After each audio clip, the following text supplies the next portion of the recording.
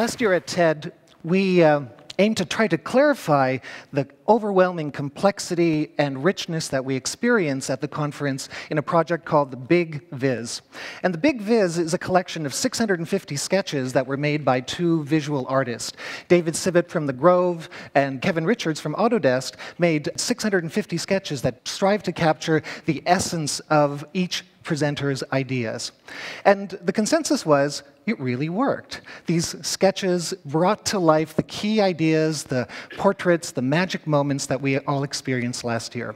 And this year we were thinking, why does it work? What is it about animation, graphics, illustrations that create meaning? And this is an important question to ask and answer, because the more we understand how the brain creates meaning, the better we can communicate, and I also think the better we can think and collaborate together. So this year we're going to visualize how the brain visualizes.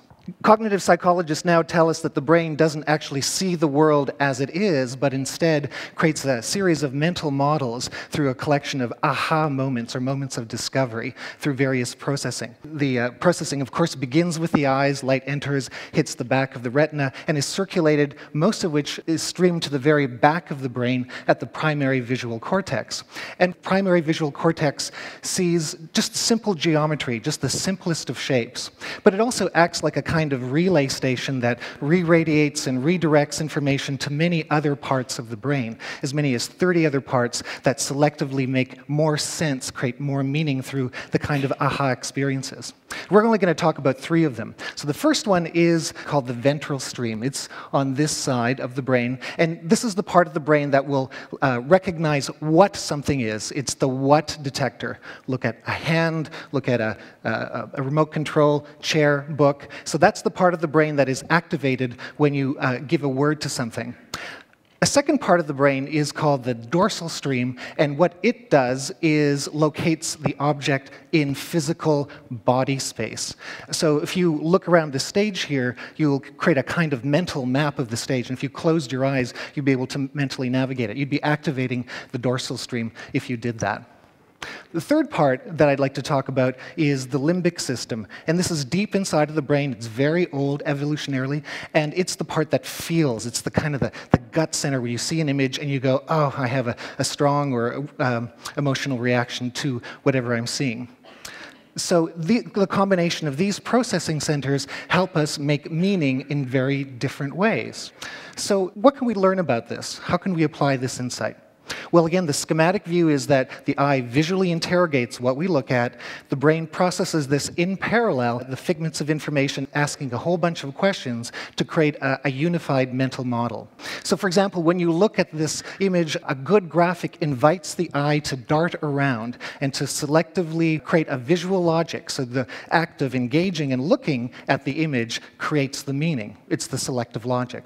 Now, we've augmented this and spatialized this information. Many of you may remember the magic wall that we built in conjunction with Perceptive Pixel, where we quite literally create an infinite wall. And so we can compare and contrast the big ideas. So the act of engaging and creating interactive imagery enriches meaning. It activates a different part of the brain.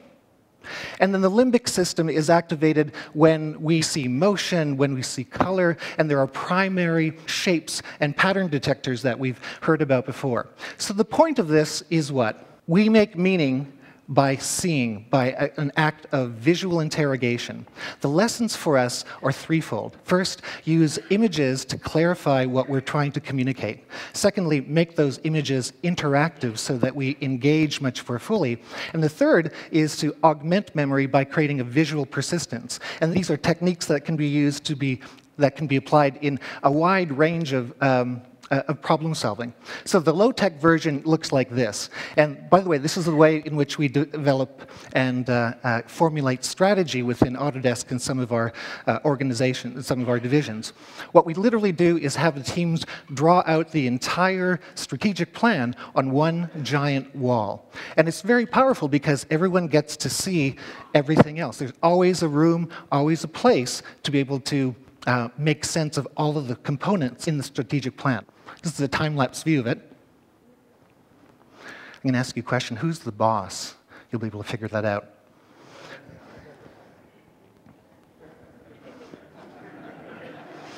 So the act of collectively and collaboratively building the image transforms the collaboration. No PowerPoint is used in 2 days, but instead the entire team creates a shared mental model that they can all agree on and move forward on. And this can be enhanced and augmented with some emerging digital technology, and this is our great unveiling for today. And this is an emerging set of technologies that use large screen displays with intelligent calculation in the background to make the invisible visible. Here what we can do is look at sustainability, quite literally. So a team can actually look at all the key components, the heat, the structure, and make choices, and then see the end result that is visualized on this screen. So making images meaningful has 3 components. And the first, again, is making ideas clear by visualizing them. Secondly, making them interactive. And thirdly, making them persistent. And I believe that these 3 principles can be applied to solving some of the very tough problems that we face in the world today. Thanks so much.